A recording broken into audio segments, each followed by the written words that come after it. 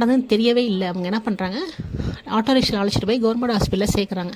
சேர்த்தோன்னே அங்கே வந்து அந்த பையன் அன்கான்சியஸாக இருக்கான். அதனால் என்ன நடந்ததுன்னு தெரியலை இல்லையா. அப்போது ஏஆர் காப்பியில் அவங்க சொல்கிற விஷயம், மரத்துலேருந்து கீழே விழுந்து விட்டேன் என்று ஏஆர் காப்பி என்று போடுறாங்க. அதுக்கப்புறம் ஃபர்தர் ட்ரீட்மெண்ட்டில் தலையில் வந்து 2 பக்கமும் காயம், வலது தலை இடது தலை அதாவது மூளையில் காயம், அந்த தலையில் பார்த்திங்கன்னா குண்டால் துளைக்கப்பட்ட அந்த காயம். இதையெல்லாம் அந்த ப்ராசஸ் போயிட்டு இருக்கும்போதே ஸ்பாட்டில் அந்த ஏரியாவில் சுற்றி உள்ளவங்களாம் என்ன பண்ணுறாங்க, குண்டு சத்தம் கேட்டுச்சு, இந்த பையன் வந்து ஷூட் தான் பண்ணியிருக்கான் அப்படின்னு சொல்லிட்டு அங்கே உள்ள ஏரியாவெல்லாம் பரபரப்பாக பேசி அந்த இந்திரா நகர் மக்கள்லாம் போய் அந்த குவார்ட்டர்ஸை முற்றுகையிடுறாங்க.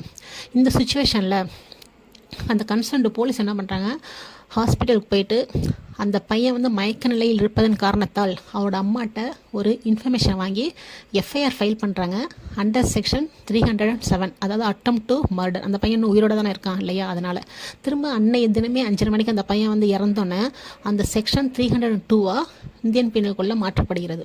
இப்படியே இன்வெஸ்டிகேஷன் போயிட்டு இருக்கும்போது கரெக்டாக 9ஆம் தேதி அந்த விசாரணையின்படி அவங்க என்ன பண்ணுறாங்க, அந்த நபர் அக்யூஸ்டு யாருன்னு கேட்டால் அந்த ராமராஜ், அவர் கூப்பிட்டு விசாரிக்கிறாங்க. 9ஆம் தேதி கூப்பிட்டு விசாரிக்கும்போது அவர் என்ன பண்ணுறாரு, ஃபஸ்ட்டு மாற்றி தகவல் சொன்னாலும் கூட நான் தான் பண்ணுன்னு ஒத்துக்கிறாரு.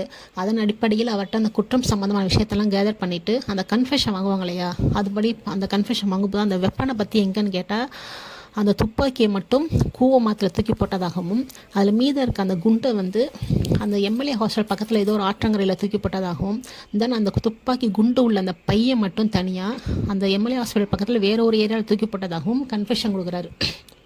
இப்போ அவரை அழைச்சிட்டு போய் துப்பாக்கியை கைப்பற்றிட்டு ரிமாண்ட் பண்ணிடுறாங்க.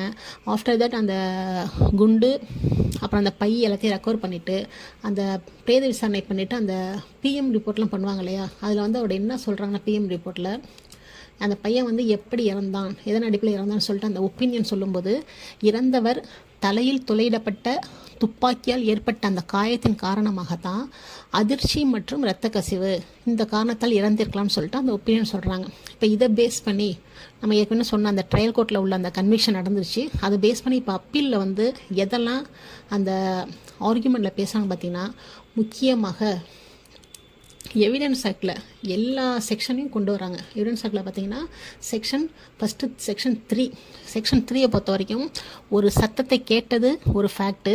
அந்த சத்தத்தை கேட்டு அந்த நபர்கள் ஓடி வராங்க இல்லையா, அதை மற்ற நபர்கள் பார்க்குறாங்க பாருங்கள் அந்த ஏரியாவில் உள்ளவங்களாம், அது ஒரு ஃபேக்ட்டு. இதை பேஸ் பண்ணி செக்ஷன் 6, இப்போ ஒரு ஆஃபன்ஸ் நடக்கும்போது ஓடி வராங்களே, ஏதோ சத்தம் போட்டு பயந்து ஓடி வராங்களே, அதெல்லாம் ரெஸ்கஸ்டே அந்த அடிப்படையில் 6 கொண்டு வராங்க. அதுக்கப்புறம் அந்த சம்பவம் நடந்த